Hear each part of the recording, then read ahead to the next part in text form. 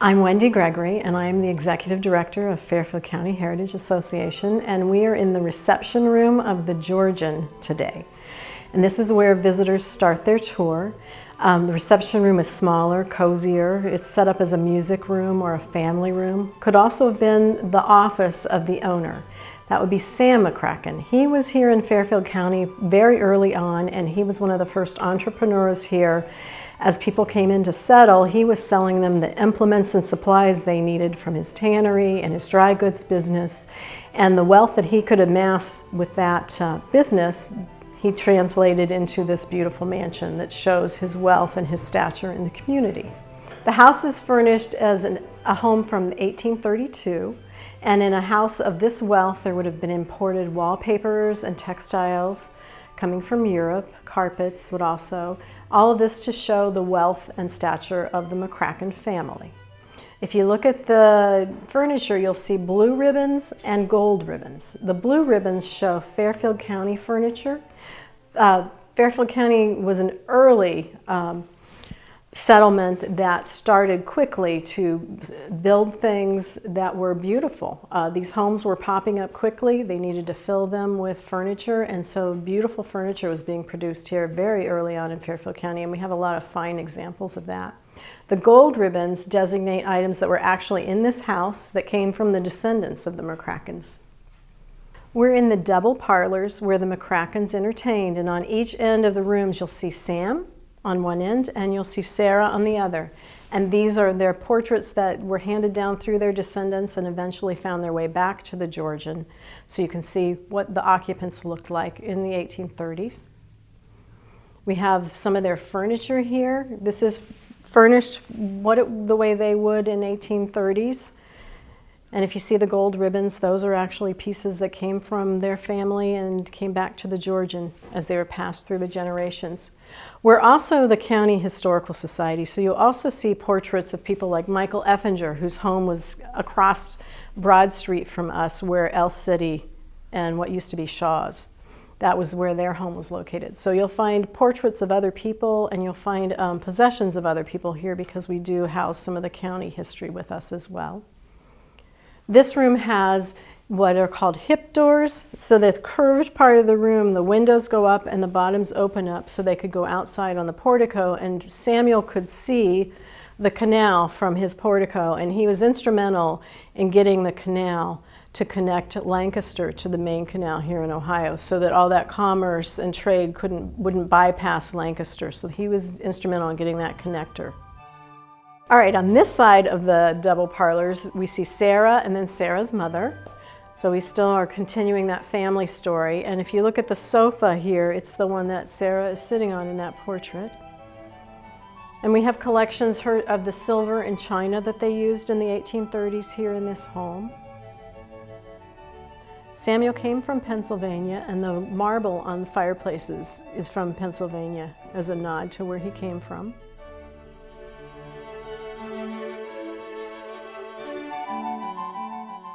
And here in the dining room, we have Fairfield County furniture with a sunburst pattern, and that's very typical and common of things that came from Fairfield County in this time period.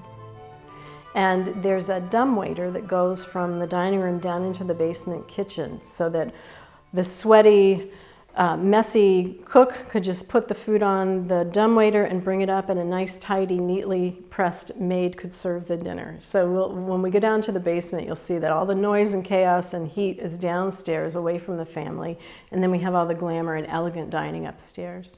As we go up the stairs, you'll see the occupants of the house, starting with Samuel and Sarah McCracken. Then we go up to the Martins, and then Samuel and Sarah's grandson, William Brooks McCracken, and his wife were in here with their family. And then next is Judge Reeves and his wife.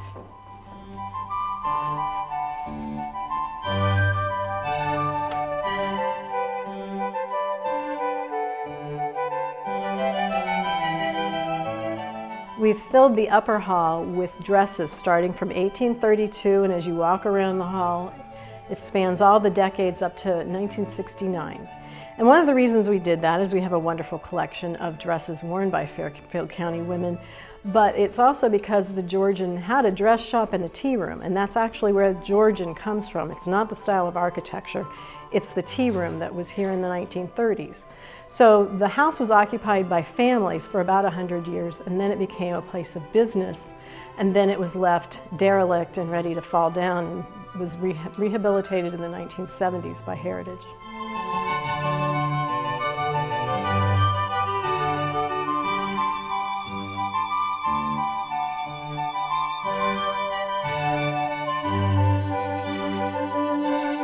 One of the dresses is actually a costume worn by a local woman who became an actress in Hollywood. So this is a 1950s costume for Rita Stetson, and she was the aunt of Jay Bonson, who gave us a lot of the dresses in our collection.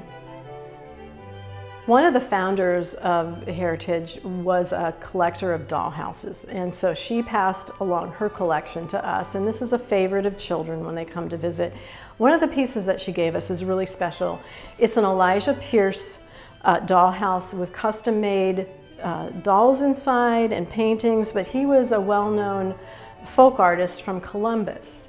And so this is a very special piece and highly collectible, but she shared that with us with the rest of her collection.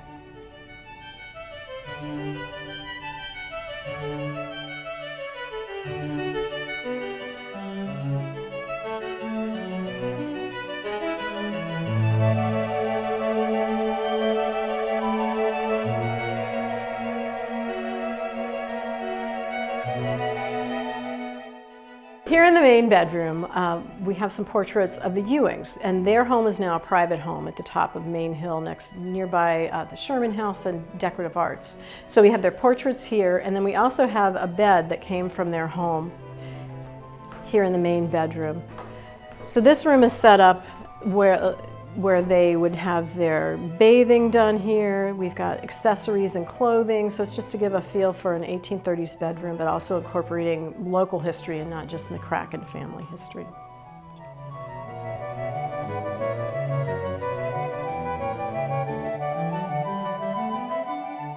And this is our other bedroom that has examples of Fairfield County textiles. We have coverlets and quilts. We have a bedstead with rope and a trundle bed.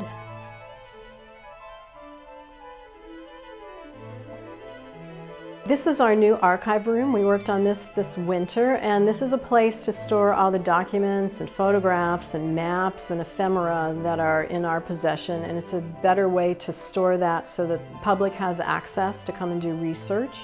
So we do appointment-only research, and we'll help you look for whatever document you need in our collection. We also have portraits of Fairfield County residents in this room, and we'll add to that. This just gives us more space to display the portraits of famous people from around here.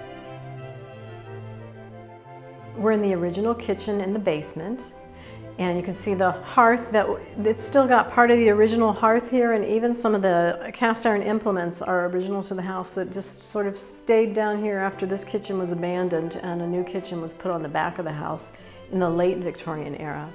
But this is just a fun place for everyone to see the tools and implements that it took to run a kitchen during the 1800s and all the processing that had to be done. We've got a beehive oven off the end of the fireplace there. And then this is where the food would originate for the dumbwaiter that would go up into the dining room. We have a door that would be the servants and delivery entrance so that all the noise and all the confusion would be away from the family and right here in this room.